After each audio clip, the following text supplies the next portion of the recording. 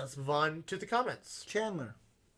Right, so who is Chandler Buck? TGIF Talks 35. I don't know if we read this, but the rental man Buck commented, seems like a re-upload of me laughing, crying emoji face. It wasn't a re-upload. And then To The Game commented, haha. Thank you. I was hoping it was funny. Last comment, do YouTubers get women? TGIFT 35. Positivity Crew comment, hi, it's your cousins. You're a weirdo. That's the wrong "your," by the way, if you're watching this. Apostrophe R-E. You are. But, I mean, you are... So many people make that mistake, including... These are children we're talking about. Yeah, but I'm even guilty of making that mistake every once in a while in a text, just because you're texting so fast.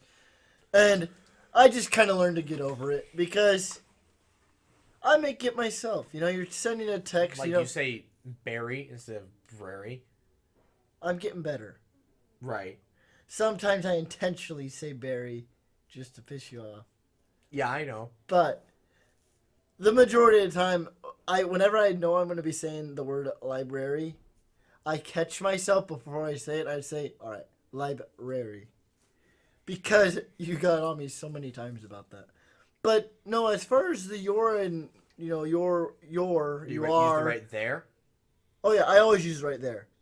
Because I had a teacher that stressed how to use it correctly so many times that it is drilled into my head. Did you ever get a lecture on what proper pronouns to use? So you know how in the Midwest we tend to use their? Like, oh, they're doing something. Or like... They are. THEY. Yeah, but like we use there to describe things. Like, there are a lot of things in this room? Yeah. THERE. Or, no, it was... We used the wrong... There. No. It's theirs. Or, I don't know. I don't remember, but there's certain things that we say that we use there or like other pronouns for. Possession and object and then doing. Yeah, whatever we not I'm not talking about doing, but I'm like what we're saying it and it's just wrong. And I don't remember what the correction was, like what pronoun you're supposed to. I'm pretty sure you're supposed to use it is or it's or whatever. Oh, we but got it something feels like that. wrong. Yeah. Because it feels because that's all we say is there, they are. What I don't remember what. Oh, you have to get back to me on that. I don't know. Well, it's been since I was in high school. Anyways, back to the your and your thing or whatever. It's just so common in speech to say your, and so when you're sending a text, you say your, but you don't second guess yourself. Oh, this is how I should. Like when I'm writing an actual paper, yes, I'll use it correctly. But when you're sending a text, it's just second nature to just type it fast. And so you send it, without second guessing. Oh, I need to put apostrophe there, and so I just kind of ignore that. I don't even type words anymore. I type a few letters and then push the one it recommends. Oh yeah. Our teacher, I don't even bother with text. My professor or I talk into it. Yeah. Not to use it's not contractions. He stressed. Do not use contractions. Yeah, you're not supposed to use it in papers. You're not supposed to use it in it's supposed to informal. Be formal writing. Yeah, yes. Word I'm writing a script. It just seems wrong when you word corrects me because you're so used to contractions. Yeah, that it just seems wrong to cannot, do not instead of don't. Well, yeah, because don't is kind of slang. Yeah. And so you don't use slang in formal writing. Yeah. You actually write out the words. However, if you're enough of a wordsmith or vocabulariist, you use something else. Yeah, there are many more words. You'd pull out your henceforth. I cannot. That's how you get those. Cannot, words. do not. You'd look up some thesaurus dictionary words that take an extra 15 syllables to say. If you're a wordsmith, you don't need to look it up.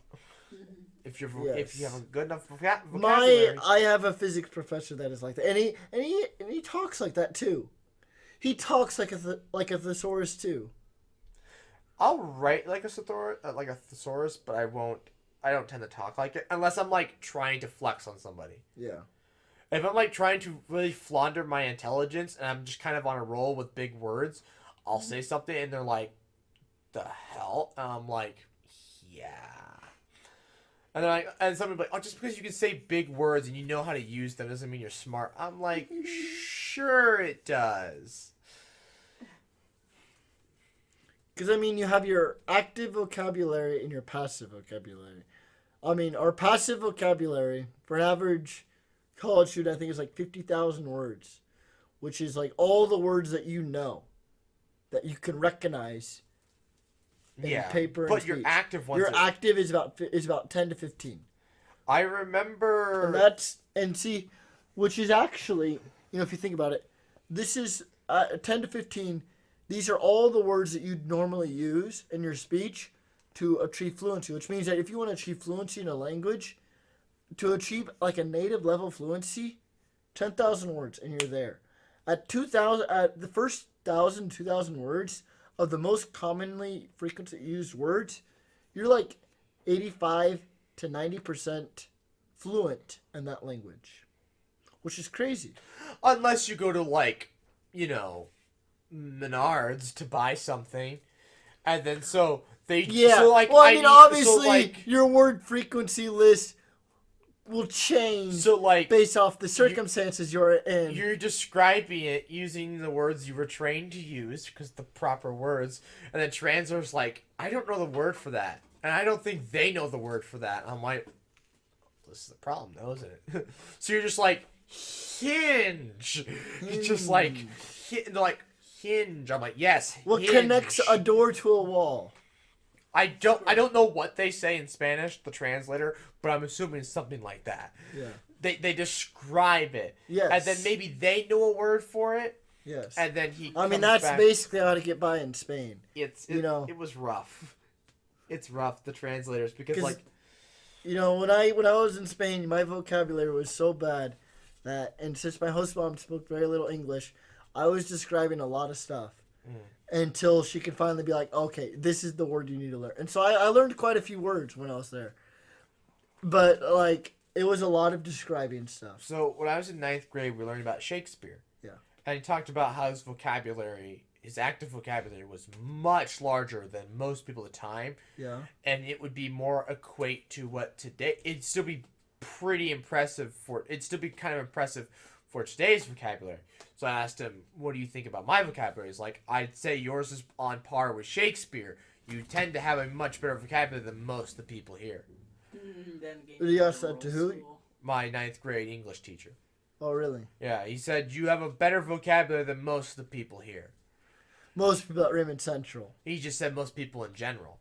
Most people in general? Yeah, and I'm a 9th grader. To be fair, though... I don't think you used that big of words. To be fair, though, I also knew scientific terms. Yeah. So, Grammarly's scientific because, terms. Grammarly's wow, your vocabulary is amazing. Well, it's yeah, I'm using scientific terms, or I'm using words that, people don't really typically use, but I use them because they function for me better than what most people would do. And so my vocabulary is just better in that sense because I know better words to describe what I'm trying to get along. See, my problem with vocabulary is all the words that are just slang that come from memes and stuff, because I don't have Instagram and all that, and so when you guys start using these in your speech, I have no idea what you think, what you're saying. It's I feel like my vocabulary is so little, but in reality, it's just a bunch of slang. This is the problem. You're using Snapchat memes. I don't even use Snapchat anymore. I will say we're off topic for what we're supposed to be talking about. about. That was a long time ago. That was a month ago. When this whole quarantine, I just kind of given up on the whole, stay informed and living. I just kind of it is what it is. It is what it is. Anyways, that was a great vocabulary discussion. However, we're supposed to discuss the future of the channel. I thought we were supposed to discuss just random stuff. No, we were supposed to be discussing the future of the channel for this segment. Oh, so these podcasts are actually, structured in a way. That's the next section. Wasn't the original plan for these podcasts to just talk? No, there was always a plan for a There was structure. a structure. We always had, like, let's just hear some random news topics. Let's talk about them. And let's go down a rabbit hole and never come back. Podcast 29, for example. Or even our last podcast. Or this one, where you wanted to talk about, I said they used the wrong your, and so you went on this big, long crusade about your. Well, I had some stuff to say. And then you wanted to bring up some stuff about your English teacher. But it was relevant. I know I was My like... stuff about your was relevant. It was relevant to this. Because your was in the comments. Yes, but then when you started talking about just general vocabulary, like... Well, you started bringing up Shakespeare vocabulary. No, but you brought it up beforehand, active and inactive vocabularies. That's and because... Spanish. That's because I was... Yeah, we'd already talked about Shakespeare before that, didn't we? No. I brought up Shakespeare after that because Well, I you don't know. brought that up and it reminded me of that. Oh. The Shakespeare part, yes, that's my fault. But the crap leading up to that was your fault. I'm sorry. I just wanted to contribute to the conversation. And it was a great conversation about vocabulary. But, future of the channel. So, I'm covered in dye from working with the t-shirts today. Yeah. They are currently sitting for 24 hours. Tomorrow I wash them out, let them dry, and hope they turned out. And hopefully I don't have to wait a week for black dye. I can just use bleach, and I can teach Will how to bleach them. And I might bleach one, maybe 2 t-shirts, You have so much trust in him. and leave the rest to Will. It's a fairly simple process. I have to Speaking of rewatch. which, where's that sign that he made? I didn't know. I don't know. It's right behind you. Well, the middle of you No, two. not that one. You made that. No. 1%. It's from this one video I watched. Brandon Rogers. We also chant his- 1%. 1%. Yeah, this one persona that he has is a CEO and was just yelling out the car window, throwing toilet paper at people, saying 1% represent. Oh my gosh. Anyway, funny. but anyways, so yeah, so I'll train Will on how to bleach them. It's a fairly simple process. Yeah, I think. How many You don't think he'll subscribers are you bleach at any of right his now? clothes by 129. accident? Dang. Huh? You don't think he'll bleach any of his clothes by accident?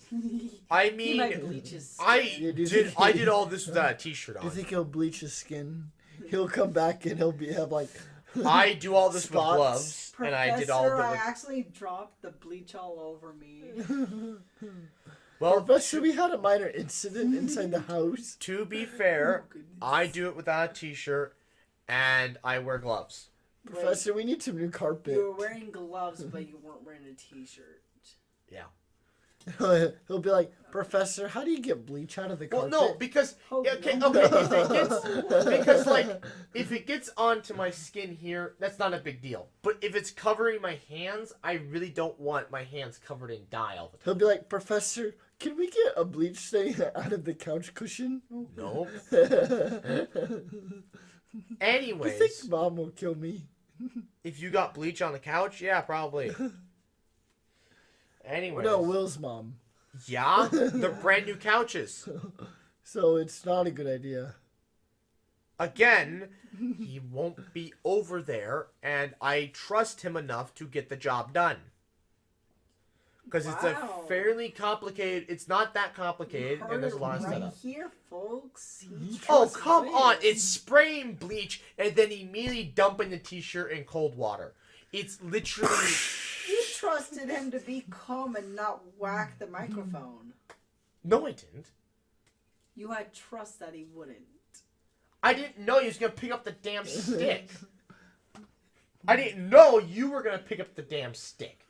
I think I picked up this stick. Okay, either way, I didn't Because you think wanted one to of you would measure. pick up the stick, and then he would pick up the stick, and then it led to a problem. Monkey see, monkey do, monkey get in trouble.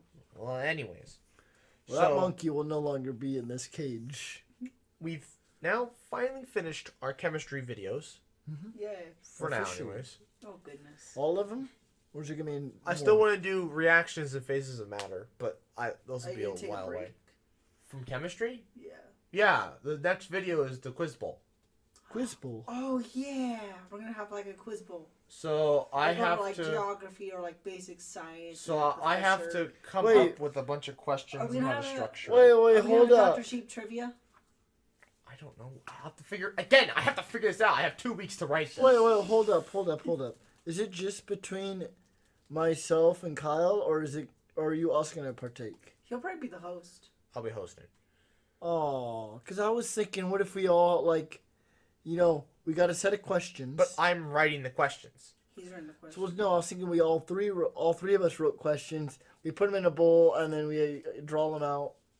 Nah, That that's wouldn't. not how quiz bowl works. That wouldn't be I know, a but half we could bad do our own. We could do our own idea, variation. Because I could still host. Yeah, so and it's like we just reach into the bowl, grab out a question. Oh wait, no. Where are you gonna put the answers though?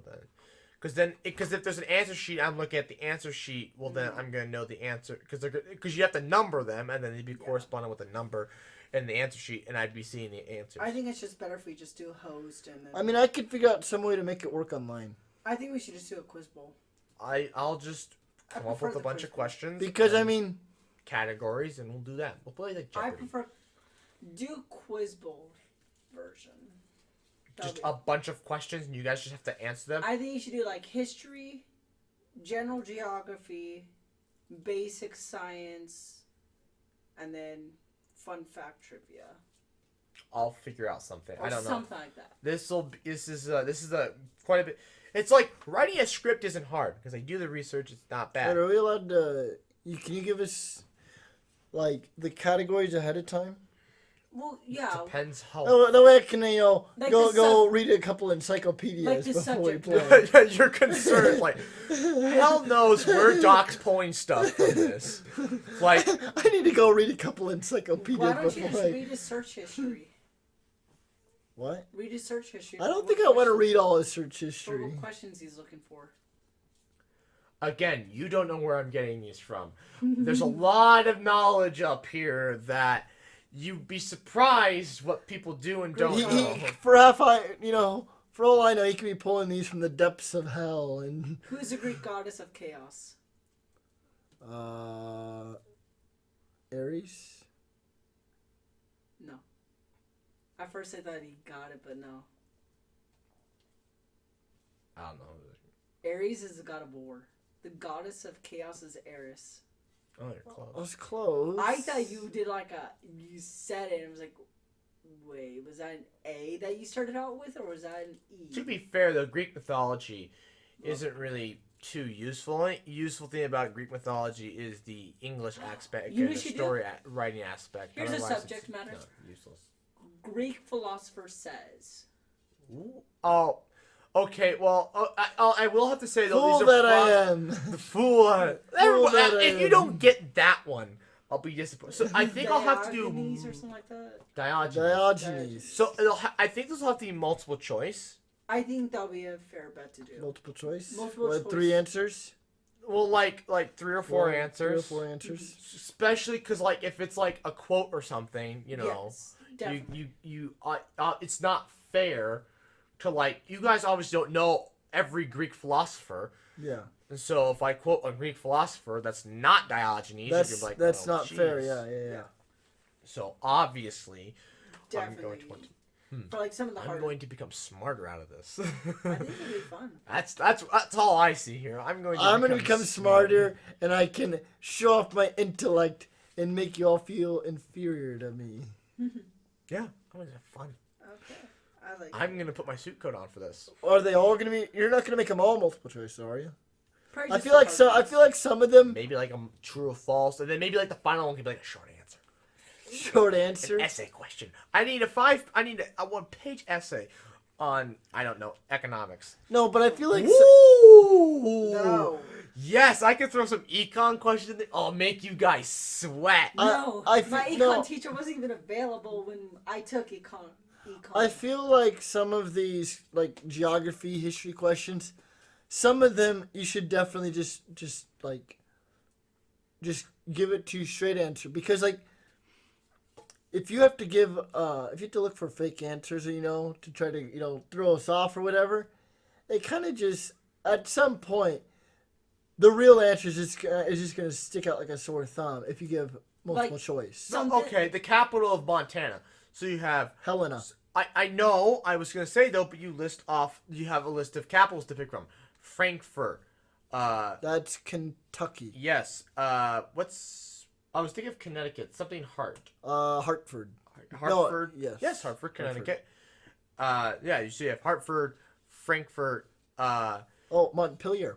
You know Montpelier? That's Virginia, isn't it? Vermont. Vermont. Virginia is Yeah, Richmond. I don't know Richmond, this. Virginia. I know all, if not What's just Louisiana's? Baton Rouge. about Baton Rouge. Yep. I was just like, it's weird. It's Baton Rouge. Baton Rouge. You know what I always remember Kentucky? Because it's Frankfurt. Hot dogs. There is. I mean, I'm pretty sure if you pulled up a list of the states, I'm pretty sure I can list all of them. Washington. Washington State is Olympia. I knew that. Oregon. Or Salem. Really? See, I haven't had these memorized since second grade, so I'm like, I have no idea anymore. Nevada. Nevada is I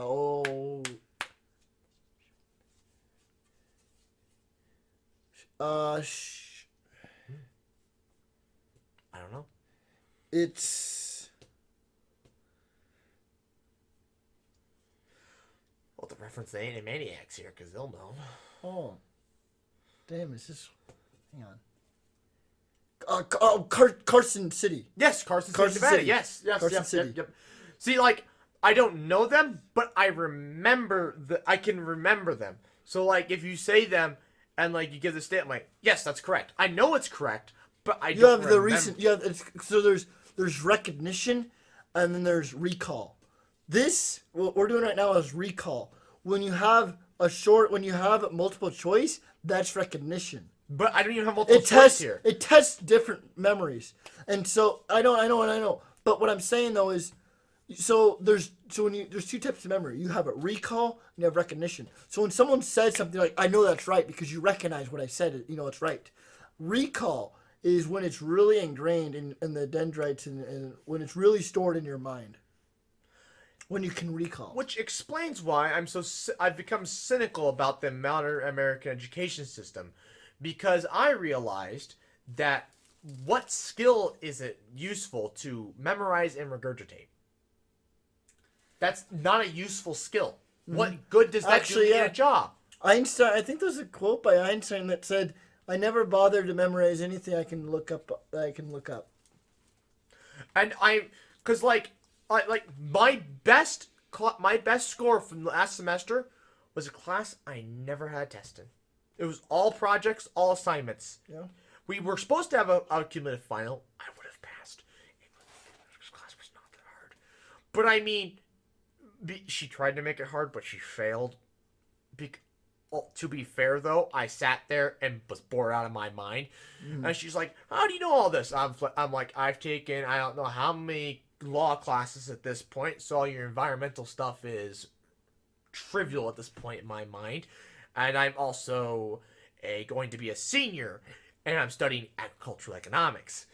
This is a resource economics class. So my public policy comes into play, so I know all the public policy stuff, and the econ stuff has been drained in my head since my first year as a college student. So this is the easiest class I've taken in a while. You may try and make it a 300 level course, but you failed.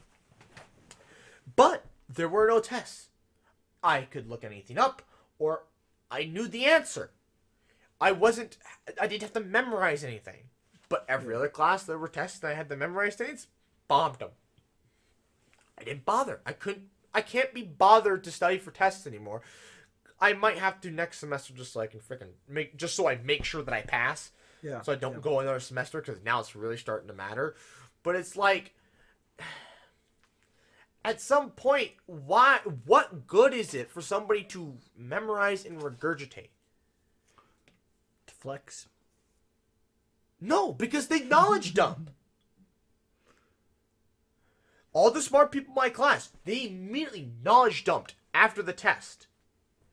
Well, see, And then, but I would sit there as the teacher would be like, so I taught you guys this. Let's see if you remember. Everybody's like, huh? And I'm like, oh yeah, this. Even though I got maybe one of the lowest scores or a middle range score. But I knew what she was talking about because I actually learned it. yes. I didn't memorize it. I learned it. They Yes. didn't learn it. They memorized it. A is the correct answer. B is the correct answer for answer 2. C is the correct answer for 4. 5 is neutrons. They didn't memorize like that, but that's Yes. kind of what they learned. Yes. So yeah. But I mean, That's what they memorized. to add on to what you're saying, I mean, yeah, I have always kind of thought about it this way. So when you're learning something, there's 2 steps. You have knowledge, and then you have understanding. Knowledge is exactly what your friends are. They're memorizing stuff. That's knowledge. You have it all in your mind as to associating stuff to different things. Understanding is knowing why these things and how these things are associated with one another. Why this answer associated with this question, why that's correct. You understand it's correct. And because you understand why it's correct, it's so much more meaningful in your mind as something to remember. Because if you can understand how and why something works, it's I don't know, it's a much more beautiful way to just kind of it's a much more Smart. beautiful knowledge to have to be able to remember something. Which is why Because if you can't understand why something's right, you aren't going to remember that it's right. which is why when I'm helping people study for tests because when I was in my first semester, when I was in my first econ test, Yeah. my first econ class, people came to me because A, it was my major, and B, I understood economics. Supply, demand, it made sense to me. Monopolies, they made sense. Everything he was teaching us, it all made sense in my head. It all clicked. But when I had to explain it to them, I was just like, just do this. They're like, what? I don't understand that. I'm like, how? And they're just like, how can I just memorize? I'm like, you can't. You have to just know. Exactly. I mean, same thing with it's Math. I mean, yes, that's exactly what I was going to bring up. Like very, very logic based things. You can memorize how a formula works, but if I change up the numbers, maybe I present it in a slightly different way. If you understand how it works, you'll be able to recognize how it needs to be structured to be able to solve the problem. That's You- why I You have a never much bothered to deeper memorize understanding formulas. of how and why these formulas work. That's why I never bothered to memorize formulas. It's like I know the algebra, or I did anyways. I know the algebra. I know what parts I need. I just don't know the formula. That's why. But if you give me the formula, I can figure it out. It's just math at that that's point. That's why my physics teachers, they stress more heavily, on being able to understand how it works, and if it's a really complex one, they'll give it to you on the exam. But really, if you know how it works and why it works, and if it's something simple, you can derive it. Because if you really know how something works, you can derive it, piece of cake, and it's ready to go. I remember. I think I used to do it on the map tests and on the IQ test, because on the IQ test, this is like the map test. You didn't have a calculator for everything. Yeah. So you had to do things by hand. And, you had to, Wait, IQ test, you had to. Maybe yours was different, but for the math section for IQ test, for me, it was simply just add and subtract, multiply, divide numbers as fast as you could. that was a section. There was also a section where it was do as many math problems as you can and try and get them as many right as possible. Yes, in like a minute or so. Nope. I had that, but this was just how much math can you actually do?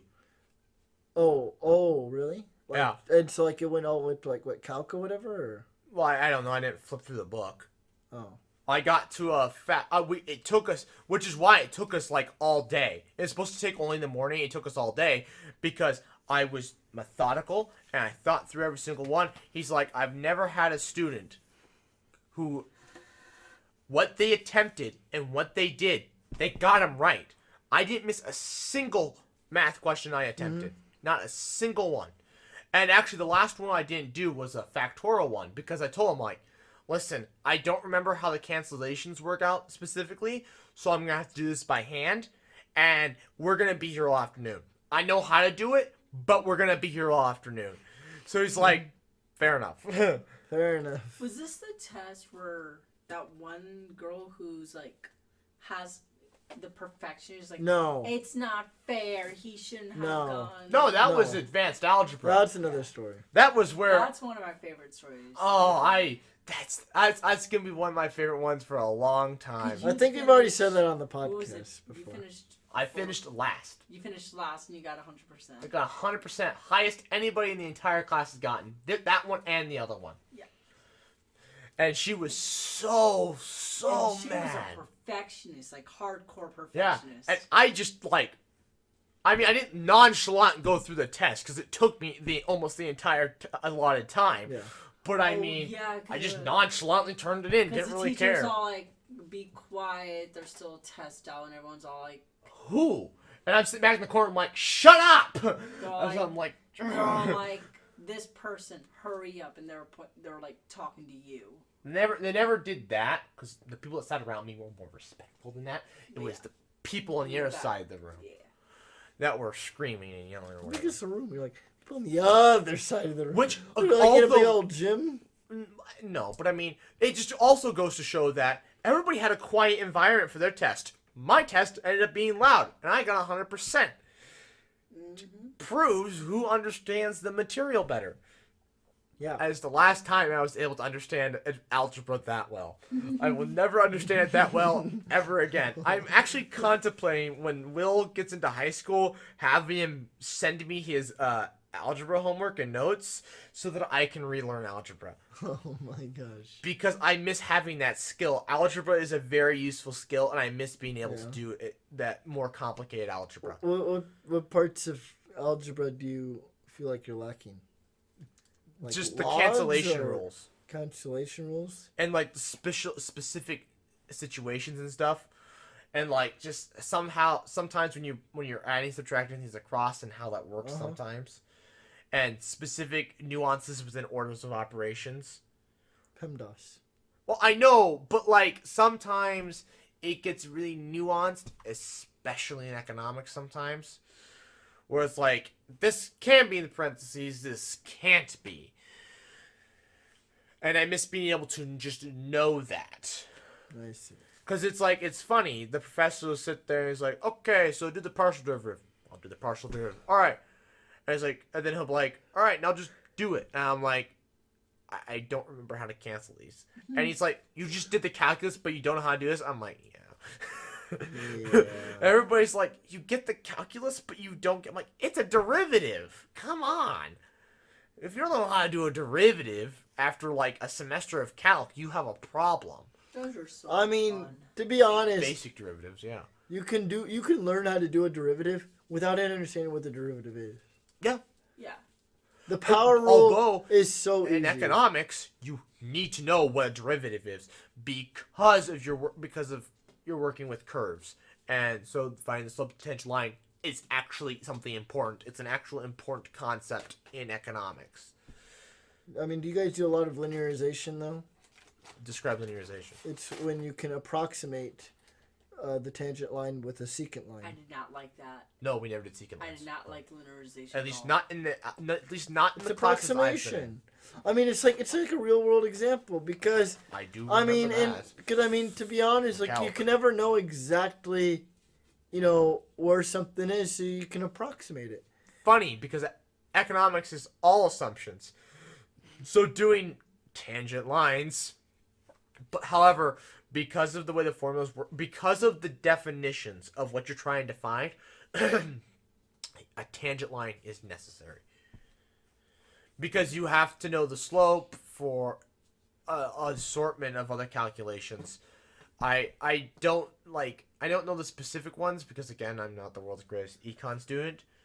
But if I sat down with the professor and gave me an hour, I could probably then be like, yeah, you need to do this. And you guys would be like, what's a Phillips curve? And I'll be like, oh boy. Oh, I don't remember Phillips curve. Is that the one that relates inflation rate to unemployment?